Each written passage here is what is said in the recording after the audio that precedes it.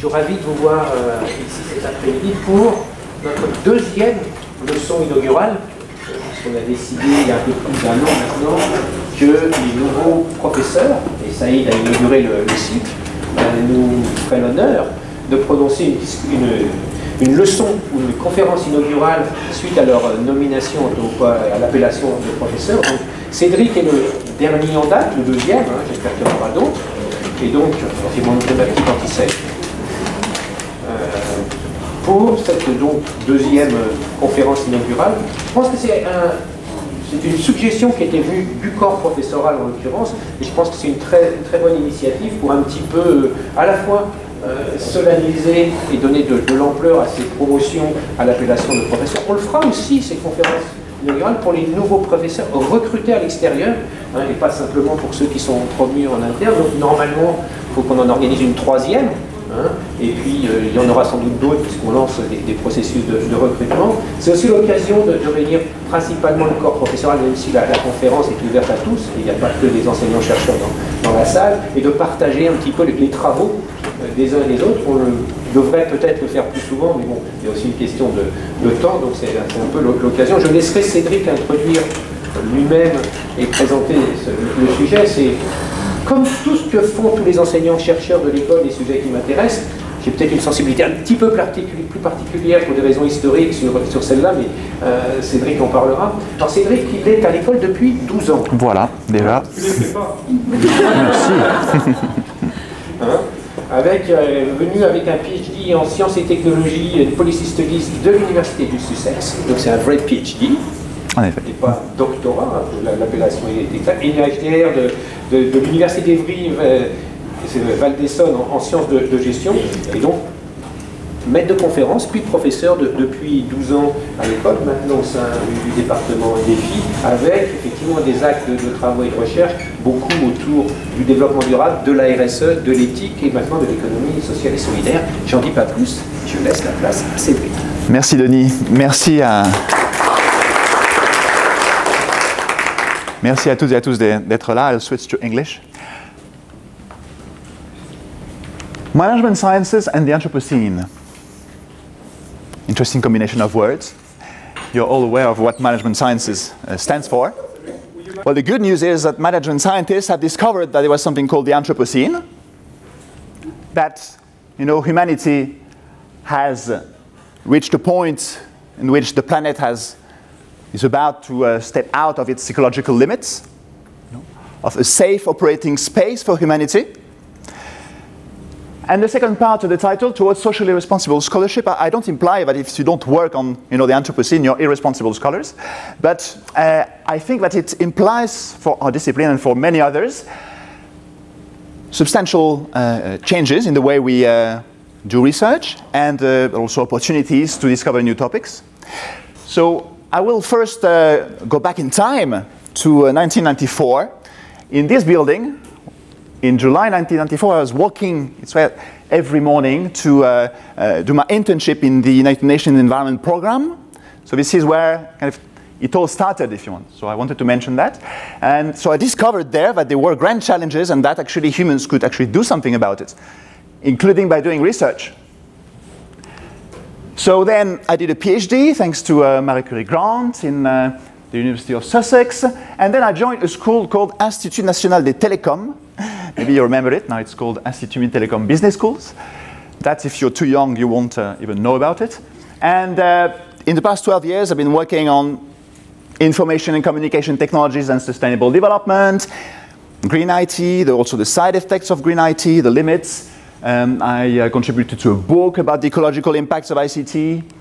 And more recently, I discovered two important papers for me that I advise you to read. They are very interesting. The first one, written by Rockstrom and al., in which they introduce the concept of planetary boundaries. They explain that humanity, if we still want to be there in 1,000 years, we need to avoid stepping over the 9 key boundaries, including climate change and biodiversity. And the other one was the paper by Stefan and al. About the Anthropocene. And I'll explain this in more detail in the context part of this presentation. Last two papers that inspired me, the one by Gail Whiteman about planetary boundaries, in which she explains that work in management sciences dealing with social responsibility actually are disconnected from natural ecosystems. They don't really address the real grand challenges.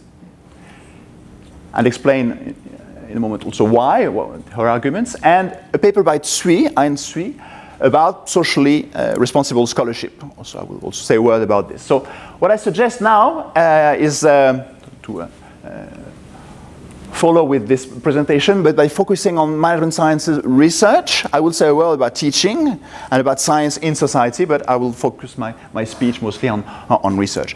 If we take the Anthropocene seriously, if you understand what it means, what it implies, what does it imply for us as researchers in management sciences? So first, a word on the context, because you may not be acquainted with what the Anthropocene is, the context of it. Then I'll talk about grand challenges in management sciences and about the impact of taking the Anthropocene seriously on our practices as management scientists. Okay? First, a word on the context. That's a pretty big context, the planet Earth.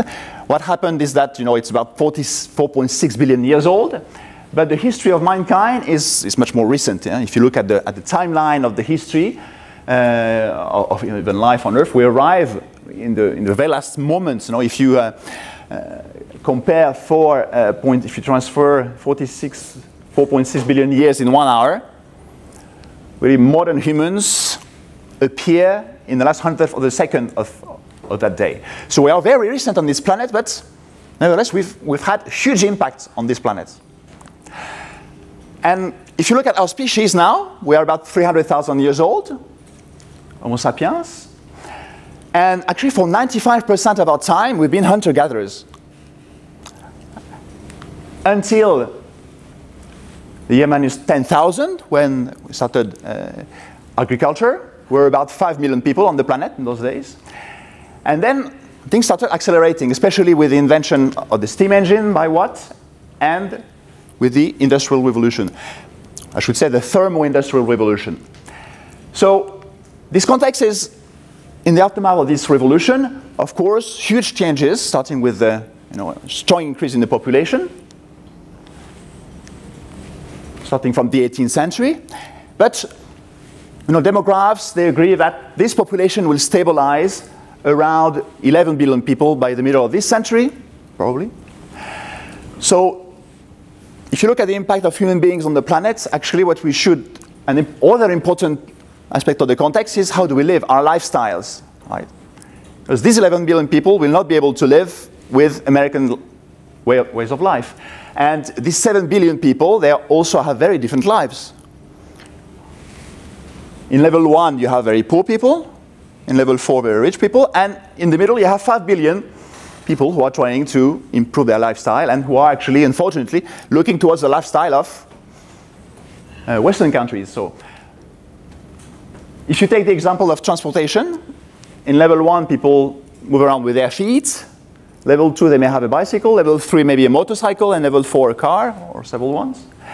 So this lifestyle, especially after the Second World War, generated a huge acceleration of production, creation of wealth, but also, as a consequence, environmental impacts as well. If you look at this graph, which represents the great acceleration, since 1950, between 1950 and 2011, the world GDP has been multiplied by a factor of 10.4. Whereas before, between 1900 and 1950, it was only multiplied by 2.6. So most of the wealth created in human history happened since 1950. Actually. So a huge transformation. This we know how it happens. Schumpeter and others explained it through gales of creative destruction, quite destructive waves actually for the environment. This happened since the beginning of the Industrial Revolution by using key carrier sectors and key production factors, including natural resources and fossil fuels such as coal, oil. So basically the history of the Thermo-Industrial Revolution is a history of growth, of wealth creation. but at the expense of natural ecosystems which support human life and other sources of life on Earth. So the question is, what will happen in 1,000 years? Well, geologists argue that we will still, even in 1 million years, still see the traces of human civilization because of radioactivity, plastic waste, etc. And this is difficult to comprehend because this planet is so big. We think, wow, it's a lot of water, lots of resources. But if you look at the layer around the planet which actually supports life, where life actually develops, it's very thin and it's very fragile. It's about 60 kilometers out of 6,400 of radius. So 1% only of the surface supports life. So that's why it's very fragile, and that's why species, as recent as us, could endanger, change the world balance of ecological ecosystems. So if you look, there is Australia here, which reminded me of the song "Beds Are Burning." So Australia is literally burning. So this has led Bruno Latour to ask the question: where are we going to land now? We kind of flew over nature, thinking that we could dominate it and control it. But now that we have, to some great extent, damaged it, where are we going to land? So some people have, looking at this history of ecological damages, some people suggest that there is a risk of collapse, even of the 6th extinction. And therefore, geologists have suggested that we may have entered a new geological epoch. They haven't decided it yet officially, maybe next year. So far, we're still in the Holocene. But this geological epoch is the one in which humans have pushed the planet out of its ecological limits. Now, as management scientists, we're intelligent people. What does it imply for us? Are we just going to continue as business as usual, or what does it change for our practices, for research? Of course, some solutions have been sought and found. In 2015, the United Nations adopted the Sustainable Development Goals. You see here the presentation in form of a wedding cake with the SDGs related to the biosphere in the bottom, without which there is no society, and without society there is no economy. So first attempt to do something about our future. Another attempt, I mentioned it, are the 9 planetary boundaries. Scientists from the Stockholm Resilience Center have suggested 9 planetary boundaries that should not be crossed. Otherwise, human beings' life would be at stake. And there are 2 core planetary boundaries, which really, if these are crossed, then all the others will also be influenced: biosphere integrity and climate change. So as management scholars, we study organizations, managers. Did they hear anything about this? I analyzed the 40 largest ICT firms. None of them mentions planetary boundaries. SDGs, of course, yeah, it's in all the CSR reports, but not this one. So there's still a lot to do to raise awareness about these. So what does it change, the Anthropocene? Because we have sustainable development. You may say, yeah, it's enough. What is this Anthropocene? It's just a new buzzword. What does it change compared to sustainable development? Well, an important thing is that it calls for systemic innovations. A lot of changes suggested by sustainable development policies and strategies do not lead to systemic changes. And if you look at the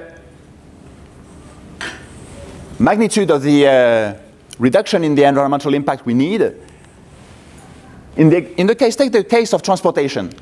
Okay? There are lots of attempts to optimize the systems. Okay? You have an internal combustion engine using fuel.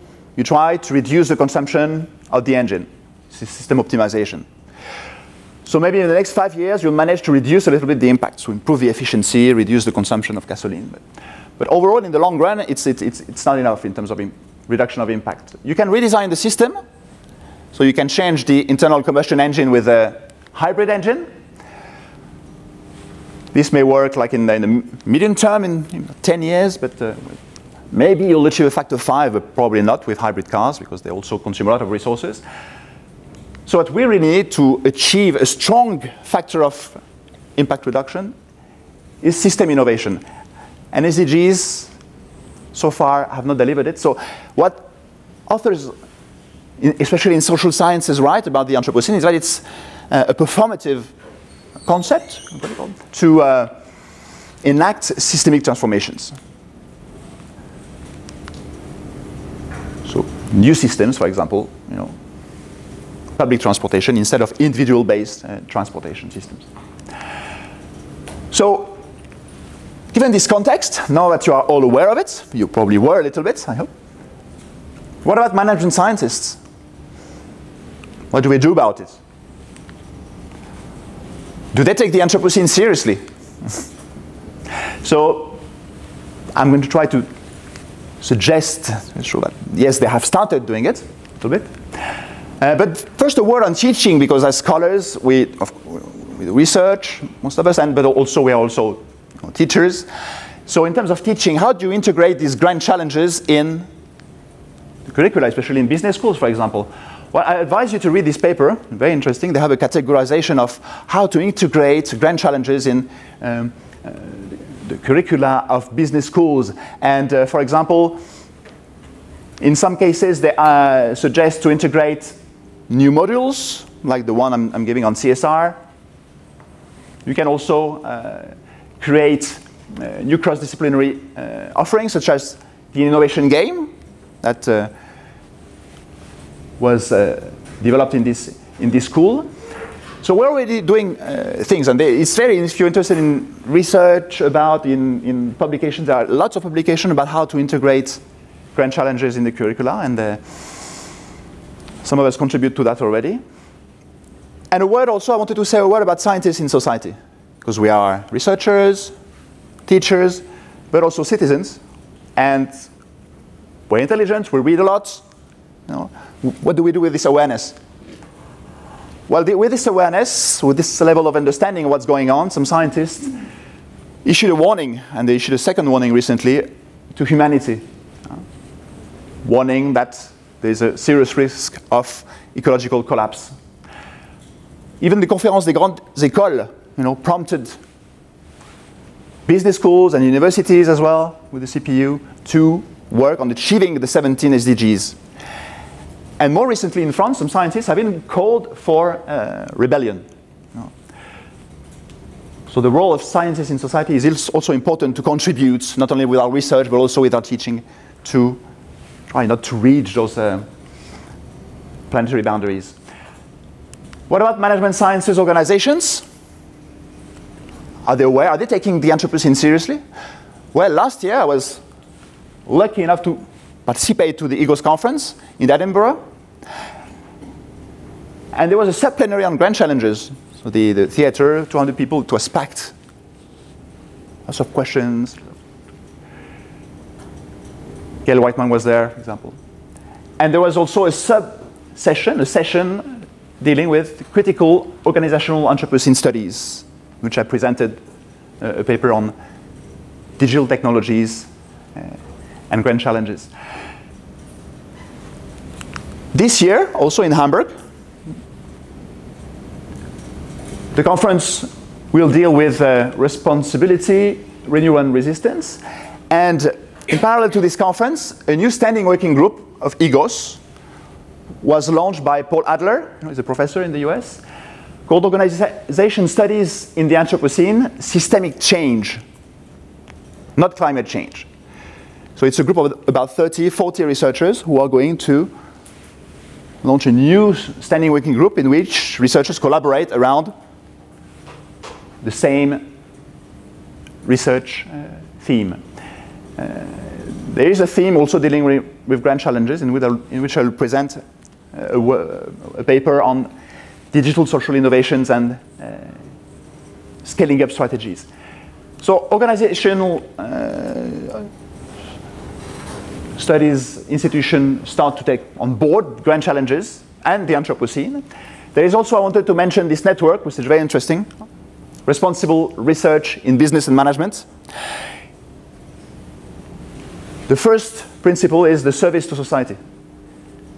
Business research aims to develop knowledge that benefits business and the broader society, locally and globally, for the ultimate purpose of creating a better world. I love this sentence. Right? The Academy of Management and URAM also had some conferences addressing grand challenges. So things are moving a little bit, you know. It's not, you know, just a small minority dealing with these. It's true that not all the work dealing with Anthropocene-related topics use the word Anthropocene. In many cases in the papers, for example, they deal with grand challenges, okay? And some of the work, I will introduce some of the work being done in this, along these lines. For example, they criticize the usual way of dealing with sustainable development issues and grand challenges, such as CSR, corporate social responsibility. In this paper, the authors claim that CSR is just business as usual, because with CSR policies, companies create an illusion of compromise, you know, between profit and the environment. So they claim that it's not enough to achieve grand challenges, CSR. They also argue that CSR is a business as usual approach, enabling firms to make profits, not really to achieve environmental and social goals. And this is for two main reasons, because they are focusing on short-term objectives and because they rely on growth, the growth of production of goods and services. Because of these two reasons, it's difficult to trust companies to contribute to achieving grand challenges. Companies, of course, are part of this, but alone, it's highly insufficient, they say in this paper. Another difference between the Anthropocene and sustainable development is that, this is what Gail Whiteman and Walker and Perego argue in this paper, that the strategies of companies regarding CSR are disconnected from planetary boundaries, from the challenges, from the magnitude of the change that required in order to avoid going beyond these boundaries. So they call for a collaboration between Earth system scientists and social scientists, so that our research and teaching is more connected to what's going on in the Earth system. Another aspect that I already mentioned is there is a lack of, which is pointed by management scientists, a lack of systemic innovations. I already mentioned it earlier.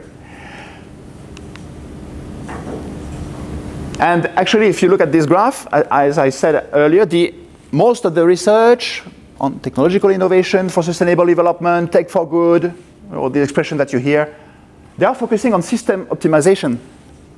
So in the short run, this may work and generate some profits and some incremental changes. But the tricky part is that it can bounce back, because as we highlighted in a paper published in the Journal of Evolutionary Economics in 2014, if you take environmental innovation, ecological innovations, eco-innovations, they generate often only incremental changes. But these incremental changes will make the technology more attractive to consumers, because it's more green or because it consumes less resources, therefore it might be cheaper. So although eco-innovations may consist in systemic innovations, most of the time they are not systemic innovations, they are just optimizing goods or services. If you take the example of the internal combustion engine, automobiles, since the 70s there has been a decrease in the consumption of fuel by individual cars, but the consumption of gasoline has increased. And this continuous improvement, this is what has been highlighted by the literature of management scholars working on eco-innovation, have led to lock-in of the transportation systems based on individual cars, because they have not aimed at systemic transformation. So there are several papers, including the one by Oltra and Saint-Jean, which underline that efficiency inventions tend to lead to a lock-in in the dominant system, which is unsustainable. And the problem is that consumers demand, optimization. efficient technologies. They think it's, for one thing, if you drive a car which consumes less gasoline, well, they will pay less in terms of gas expenditure. So they also demand incremental changes. Systemic innovations, they can be scary also.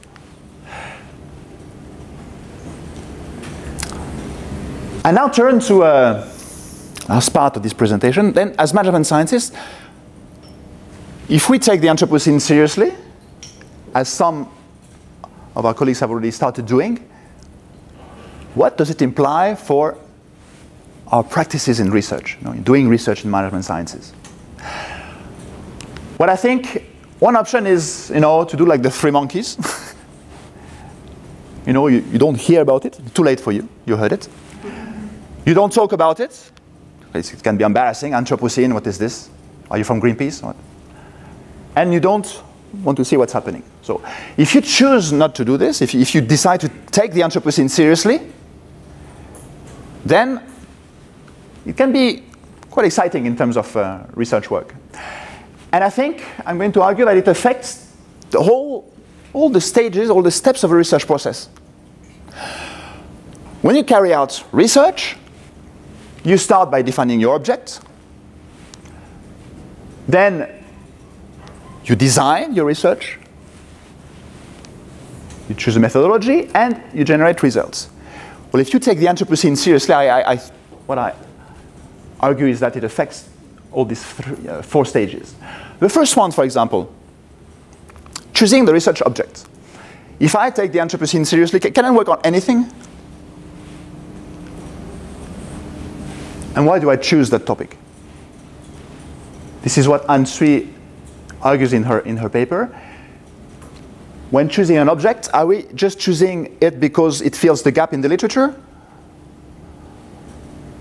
Or because it responds to societal needs, to the context that I just mentioned, the Anthropocene is going on. So you can ignore it and fill the gap in the literature. You can also, of course, write papers by working on the Anthropocene. But as you know, including in management sciences, a lot of the research carried out kind of doesn't really benefit to the context, to society. So what she argues that we should move from paper-motivated research to context-sensitive scholarship. And that's socially responsible scholarship. So research objects, if you want to try doing it, you work on contributing to addressing grand challenges. So even if you don't use the term Anthropocene, the term grand challenges has appeared in numerous publications, including the most famous journals, the Academy of Management journals, several even editorials have dealt with climate change, for example. For example, George and I have suggested a framework to address climate change from a management sciences point of view. But what about the research design? If you take the Anthropocene seriously as a management scientist, it may affect also the way that you perceive truth, or that you conceive what is a robust scientific finding, scientific knowledge.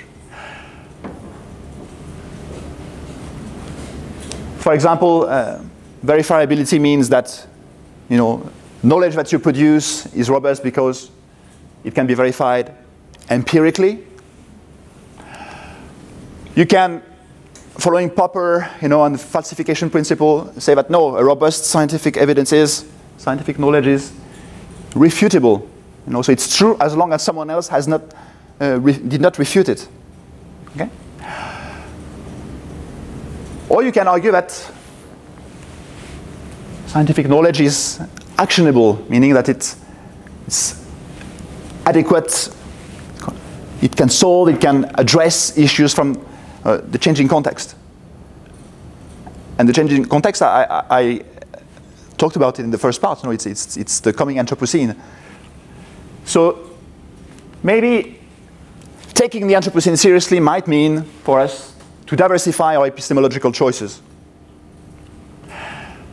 If we move to the third stage of a research project, our research work, the methodology. We all have methodologies, quanti, quali. If you take the Anthropocene seriously, I think that it can also change our practices regarding this stage. When we're doing research, we all have different aims, depending on the project, the discipline, individual taste. We may want to explain reality, maybe predict it, understand it, or maybe change it, you know.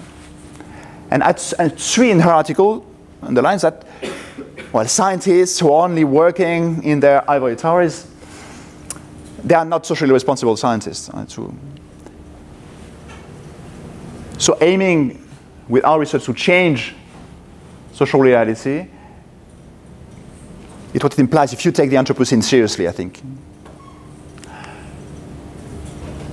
This implies, of course, to work on bridging the gap between academia and practices, academics and practitioners, which even in management sciences, you know, at most of the papers, even in management sciences, I mean, we work on helping, advising organizations and managers.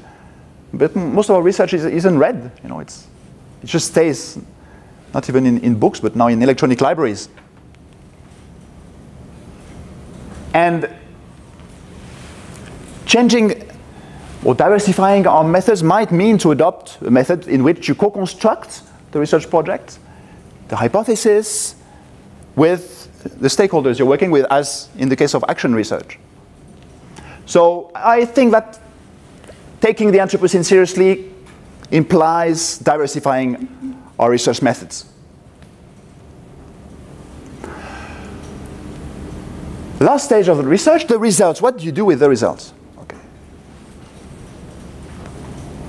Well, in this editorial, the editors of AMJ suggested to make your research impactful. It doesn't mean to increase your edge factor, which can also be nice, you know, could get a promotion or a position, but to go beyond the published article and to strive for impact on society, you know, on the context, you know, the context, the Anthropocene. This also, of course, we are not cannot decide of everything, you know, around us. We have constraints. The diversification of the evaluation of scholarly impact. Not only bean counting, you know, how many stars do you have, papers, but alternative metrics, alt metrics, what the authors argue in this paper. A pluralistic conceptualization of scholarly impact. It's an interesting paper. But the authors also underline that, of course, if you strive for academic impact and social impact, well, there's a double hurdle. You know, and you really have to be an idealist to strive for both academic impact and social impact. But it's worth trying, I think, and especially because it can bring back meaning into our job. You know, to quote the title of a very good issue of the Revue Française de Gestion, Recherche en gestion, retrouver du sens, in which some colleagues published in. Now, this has happened in organization studies, in many fields of management sciences. I just wanted to show you a couple of examples because I started accumulating papers for another presentation that I'll give in June. And many publications exist already, even mentioning the term Anthropocene in the various subdisciplines of management sciences. In strategy, organization studies, finance, information systems, human resources, entrepreneurship, international business, and even outside of management sciences, even economists started working on the Anthropocene. So, to conclude this presentation, I'll just mention my 2 cents. What is my current contribution? I'm trying, to jump over the double hurdle of, being a successful academic and also an academic that contributes to a change of the context in which we'll live. So this, I'm doing it with an ID lab called INES, with several colleagues from Institut Mines-Télécom and Institut Mines-Télécom Business School. The first project is we are carrying it out with an NGO called Tous Bénévoles. So we co-constructed the research project questions. They gave us their data. So we are analyzing the sources of the motivation of voluntary citizens who want to take part in voluntary projects with NGOs. This corresponds to the Grand Challenge SDG 11, Sustainable Cities. Because lots of people, you know, nearly 80% of people in France live in cities, more 55% of the population in the world. So the cities generate lots of, even most of the greenhouse gases. So lots of the solutions and problems will come from the cities. People are increasingly isolated.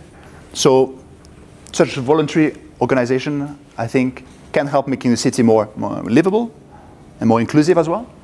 I could have mentioned SDG number 10, reducing inequalities. Another project about Fab Lab. We are working with these organizations to help them integrate sustainable development goals, grand challenges. So we are working with the French Fab Lab network. This would correspond to the Grand Challenge SDG number 12.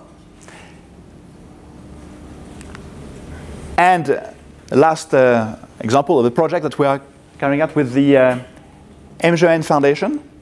You know that lots of platforms are employing people. Now recently, Uber was deemed the employer of their drivers, but we are concerned with about the social integration of these platform workers, and we got a postdoc financed by MGN to work on the better well-being of these workers, on the social protection actually on these workers. This concludes my presentation. I hope I have given you some food for thought. And well, I hope you have lots of questions and trigger a fantastic debate about management sciences and the Anthropocene. Thank you.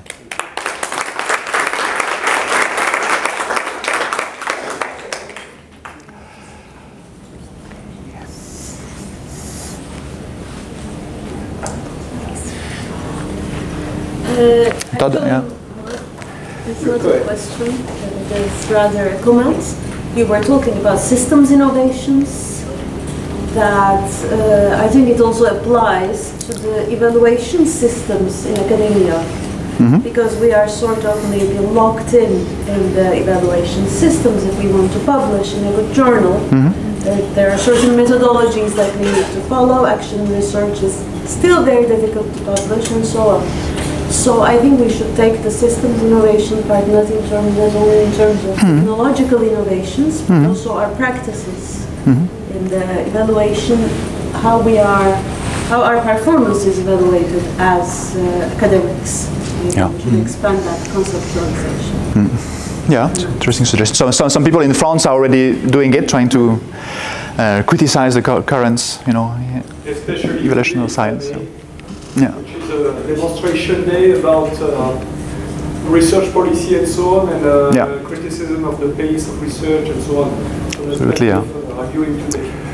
Yeah, yeah. Some authors argue that it's an Americanization of research and teaching evaluation. Yeah. Todd, you had a question? I don't know if we can solve it today, but I'm interested in your perspective on it. We have a fast-moving society, limited attention span. Business is increasing, in terms of the innovation in business is increasing every year. Yet the speed of research seems to be staying at about the same pace as it always has. At some point, especially in the management sciences, are we not going to become irrelevant? Because the thing that we've researched is already 3 years old by the time it's published. How can we bridge that? How can we make that bridge? Is there some, I mean, in terms of the scientific quality, the speed of the research that we're doing, the scientific process, because we need to speed up. You've got any thoughts on that? Or change the practices. Well, fight the system is true. I mean, if we wait for 2 or 3 years, so there is what researchers tend to do is use bricolage. You know, they publish in open source journals. or they publish the findings as working papers before, or they write for the conversation to do some signaling, say, hey guys, I'm working on that. So that they don't have to wait for 2 or 3 years to do that. But another solution is to follow the pace, to work as closely as possible with the actors that you are analyzing, not just studying what they do, and then the publication may come later, but at least the contribution to the context, to society, you will have done it by working with the actors. And even if there is an NDA, a non-disclosure agreement, they will still benefit from your research. Yes, for your career, it may take time. And maybe even if you have great data and a great project, maybe you won't even be published because of some reviewers that don't like your work, because you don't cite them also. So publishing in open source journals, it's already happening, but unfortunately they don't have the prestige of some of the journals that I've mentioned. And doing what you do, I mean, also working with actors and as an academic in society, try to respond to the questions raised by the companies, for example, who want to collaborate with universities, and I'd be interested in your also input on that, what do you do about you to fight that. I'd say we'll talk about that. Yeah. It's very interesting. Yeah, and Fabrice. Yeah. What would be the most neglected grand challenges where we should maybe focus our attention or research? Yeah, it's a very good question. So everybody talks about climate change. Yeah, it's one of the core planetary boundaries. The reason is that if we step over these boundaries, our life is at stake. But there are, if you look, I'm going back to the planetary boundaries, up slide. Otherwise, the thing is, there are various ways to apprehend grand challenges. One of them is with sustainable development goals. Normally, you probably have seen them in NOVA. They are usually presented, in a horizontal manner, implying that there's no hierarchy between these goals. But actually, the most important ones are the ones sustaining life. Without life, there is no society. So it's some people disagree with that presentation, but I like it. Although, of course, to address those ecological challenges, you must integrate social issues. Otherwise, it won't work. The solutions that you suggest. But if you look at planetary boundaries, actually, so most people talk about climate change. But what's interesting about this framework is that it names 9 boundaries. So if we have limited time, we don't have, we have limited resources, so we have to prioritize the challenges that we address. So they name 9 of them, and they also, given the state of the research on Earth system sciences, explain what is the emergency. Are we in the red? Are we in the green? So essentially for climate change, it will happen in 100 years. So yes, the changes, if we want to have some impact, 10 years to react. But actually there are more urgent problems like biodiversity losses. You find probably in Germany there's a very strong decline in the population of bees, for example. Hence, 80% of what we eat as vegetables is, comes from plants. If there's no pollinization, what are we going to eat? Algae, insects, worms. And actually, so to answer your question, the most urgent, the one which is really in the red, is this one. Biogeochemical flows, nitrates, phosphate, soils are getting poorer and poorer. Because what you eat, when you eat magnesium and phosphate in vegetables, it goes to water treatment plants. And in France, for example, agricultures cannot use this mud because it's contaminated with other things.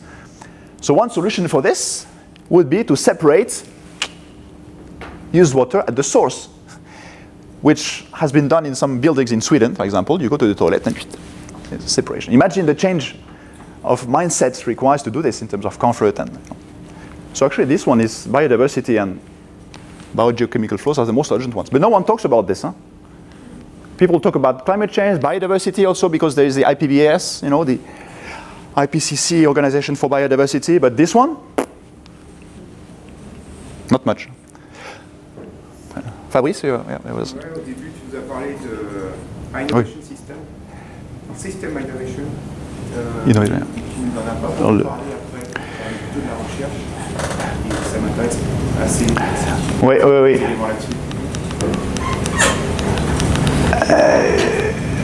Où est-ce qu'il est? Bon, peu importe.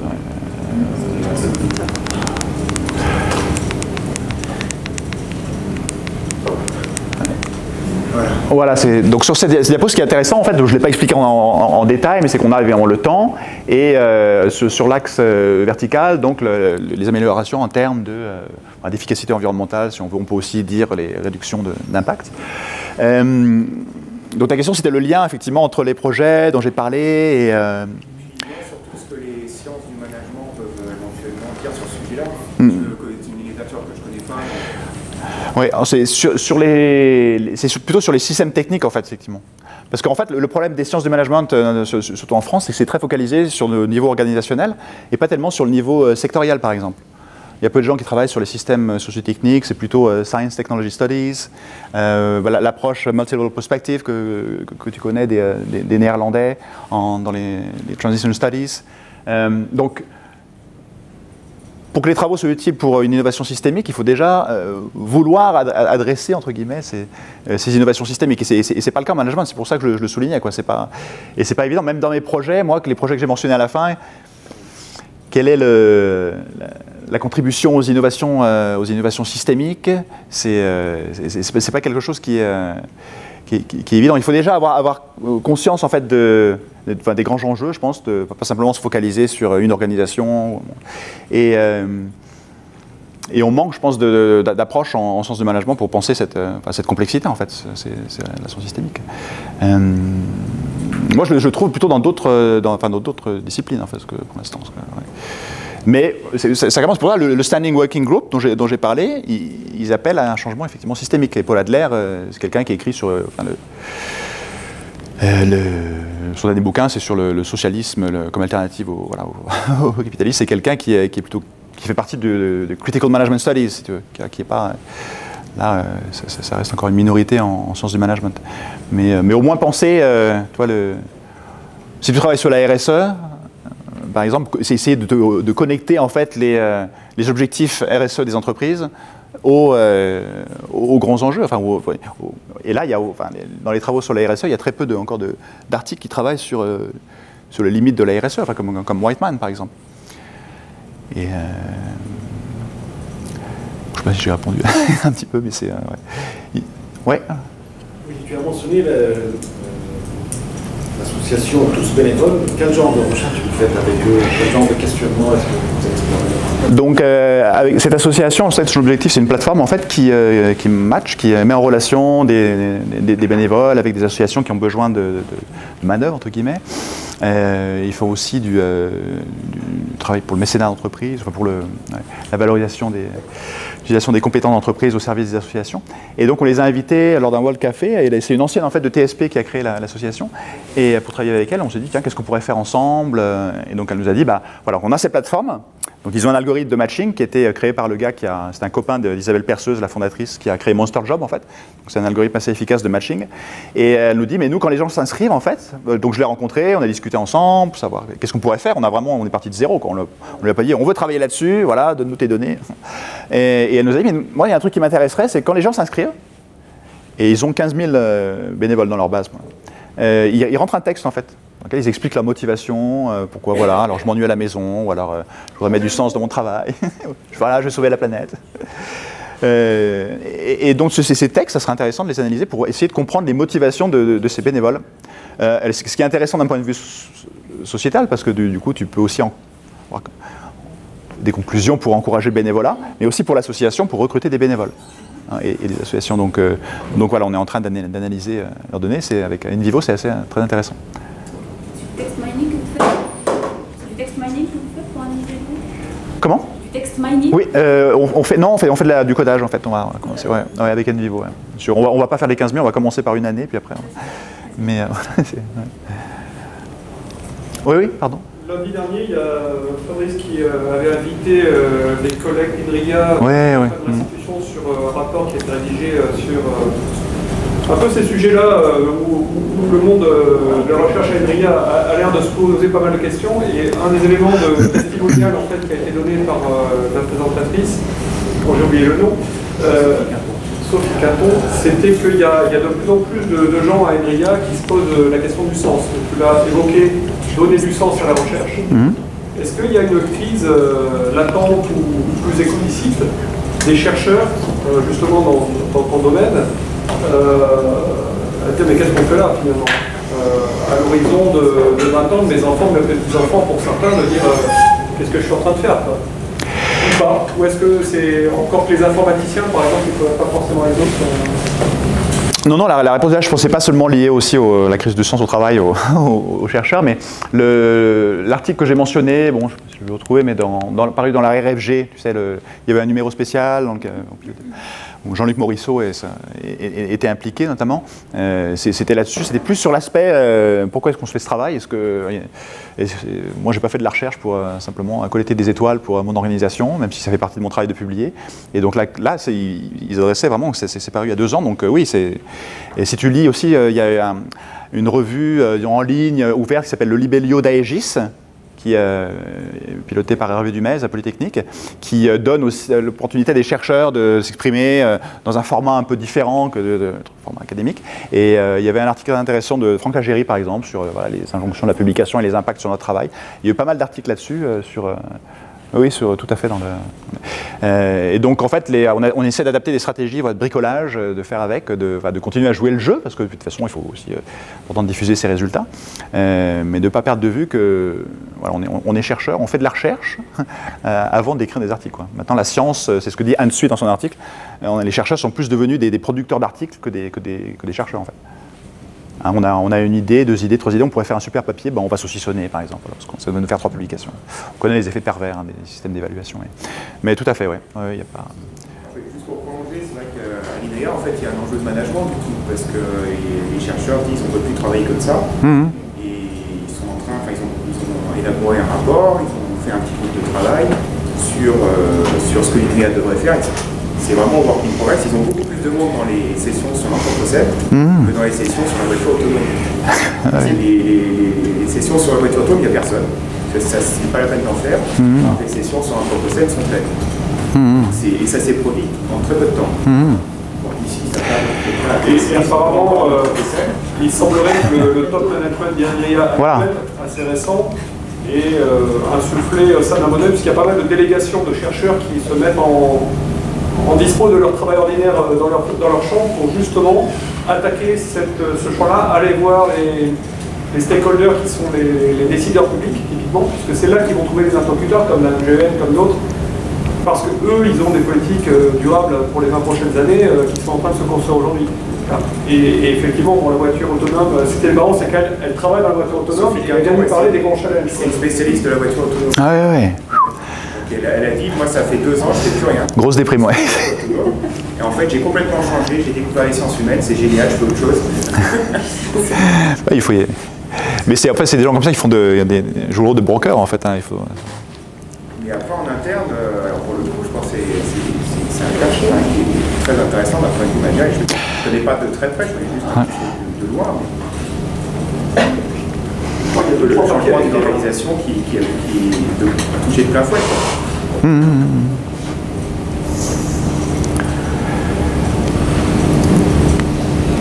D'autres questions? Moi j'en ai une. Parce que là on a parlé de recherche, mais derrière la recherche, et c'est notre rôle ici, on est aussi dans l'enseignement.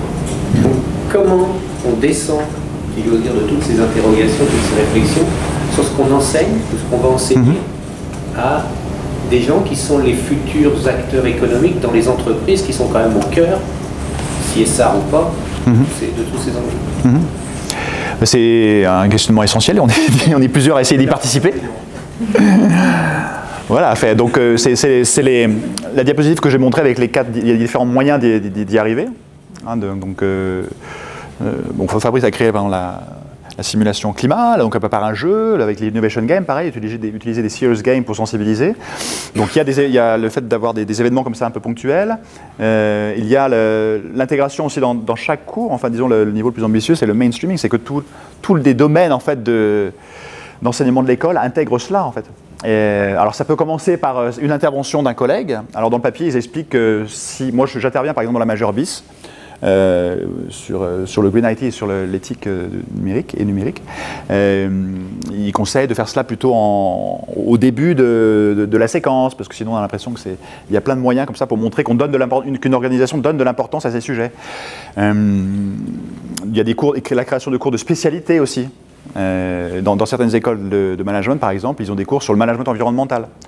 Donc ici, le seul cours spécialité en management, c'est la RSE en fait. On a, Philippe, tu faisais un cours sur la finance, c'est pour ça, mais je ne sais plus, je crois que tu l'as plus. Donc des cours comme ça, un peu de spécialité. Il y a même des écoles, dans les écoles d'ingénieurs où ils ont aussi le problème d'intégrer les grands enjeux, ils donnent des cours sur les analyses de cycle de vie par exemple. Et puis il y a évidemment la base qu'on fait maintenant, ce qui est dans cette école, grâce à Fabrice, c'est d'avoir un cours pour tous les étudiants de première année sur les grands enjeux. Donc demain matin, à 8h, j'ai cours avec tous les premières années pour leur expliquer comment intégrer le développement durable dans le rapport de stage. À 8h15, oui. Question un petit peu, par rapport à un des slides que vous avez montré, celui avec les 3 courbes en S et les 3 cycles, comment, système optimization, système redesign, système innovation. La clé, si on veut, sur les grandes limites de la planète, c'est l'innovation systémique. Oui. Où et comment on enseigne l'innovation systémique à nos étudiants? Déjà, donc en commençant par leur apprendre les grands enjeux et de leur apprendre que une organisation, une voiture, elle est dans montrer l'image du système qu'il y a autour, quoi, justement.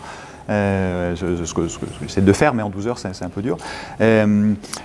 Et montrer que le changement, toutes les organisations y contribuent, mais qu'il y a des infrastructures, par exemple dans le numérique, pour changer l'empreinte écologique du numérique, ça implique peut-être de concevoir différentes infrastructures. Pour le transport, c'est pareil.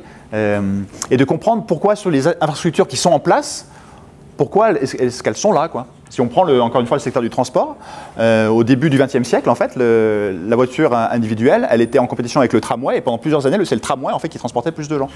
Mais il y a eu un tel lobby en fait, des organisations, des producteurs automobiles, même des maires qui voulaient construire des grandes autoroutes et des villes justement excentrées, des centres urbains, que c'est la voiture individuelle qui a dominé. Donc comprendre comment les systèmes en place qui ont produit ces impacts ont existé et ensuite aussi peut-être expliquer comment est-ce que les transitions passées ont pu se réaliser.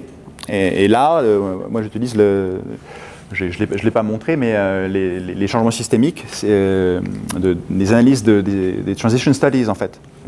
En sciences de gestion, on n'a pas encore trop les outils pour cela.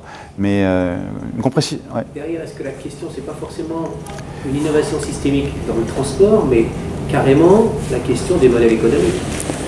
Aussi, oui, ça implique de changer cela. Il y a eu un rapport de Ashoka, de la fondation Ashoka et McKinsey sur comment est-ce que les entrepreneurs sociaux, donc qui a priori contribuent aussi au changement sociétal, peuvent justement contribuer au changement systémique. La première chose à faire, c'est de le vouloir, quoi. Si on veut simplement, c'est ce qu'on voit souvent même dans l'innovation game, les solutions, même les startups, le challenge d'entreprendre, c'est des petites solutions à très court terme, souvent liées à l'optimisation. Il faut déjà le vouloir. L'innovation systémique, elle vient de la volonté ou elle vient de l'accident? Découverte du radium, j'en sais rien. Évidemment, il fallait faire l'argent quand même, le système de transport, non, il ne s'est pas construit sur un accident. Là, tu es au niveau. Si tu prends l'analyse multiniveau. Challenge où tu vas avoir la médecine, tu vas avoir, la médecine, ouais. Les innovations majeures qui ont un impact à 20 ans, ou le SNS, quelques trucs comme ça qu'on connaît un peu mieux. Ouais. Forcément, parce qu'on voulait changer le monde, que finalement ça a eu un impact majeur, positif ou négatif. Mais